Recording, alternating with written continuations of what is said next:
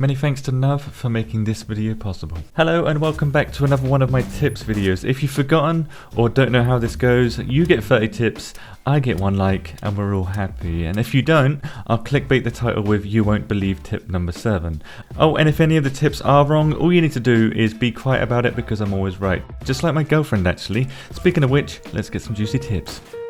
Take care of your weapons because duct tape no longer repairs them, only the gun cleaning kit will, which spawns in industrial, hunting and military locations. The chance your weapon will jam is based on the quality level of your weapon, the magazine and the ammo inside it. The jam chance per shot for each quality level is 0% for pristine, 0.1% for worn, 0.5% for damaged and a huge 5% for badly damaged. For this reason, I'd highly recommend keeping your mag, weapon and ammo at least at the worn quality level because it takes 6 to 10 seconds to unjam. However, some weapons don't jam. These are the Blaze, double barrel shotgun variants, Repeater, Winchester, Mosin and the newly added Magnum. The Magnum spawns in towns and villages and uses 357 rounds but doesn't have any attachments and you can't play Russian roulette with it yet. The new Deagle uses the same ammo and spawns in residential locations too, with the golden variant being much harder to find. It's easily the best pistol in the game, but has very high recoil.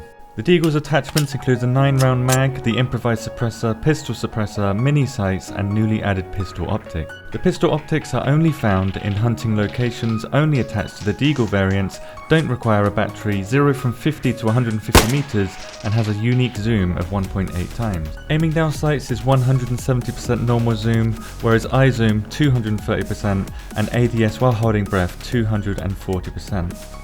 The dispersion of pistols has changed in this patch. Here are the differences among the pistols, with the new Deagle being the best and the IJ-70 being the worst. So the IJ-70 pistol is the worst pistol for dispersion and, strangely in this patch, becomes ruined in just 19 shots. Suppressors now last longer in this patch. Here are the differences between 1.08 and 1.09, making the normalized suppressor the most wear resistant suppressor. You cannot shoot through these doors on this blue warehouse, these garage doors, or through the doors on this house with any weapon. You can however shoot through most objects with powerful weapons, with some objects being surprisingly easy to penetrate. Sawing the Mosin, BK-18 rifle and double barrel shotgun does not reduce the distance of when the weapon will raise when near an object. However, adding any muzzle attachment does increase the length of a weapon. Here is how much longer each weapon becomes in centimeters. When you reload a weapon with an internal magazine, the reload animation gets interrupted when a stack of ammo is consumed. Keep your stacks near maximum to avoid this bug.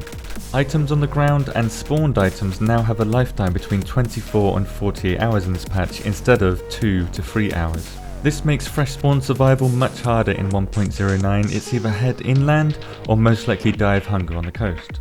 Dead players despawn after 1 hour, including anything that's in their hands that drops on death, or any items that drop after skinning them. Another incentive to progress away from spawn areas in this patch is the fact that the SVD, FAL and VSS spawn more often now. The rangefinder's sway pattern is different based on your stance. Always stand up when using the rangefinder where possible.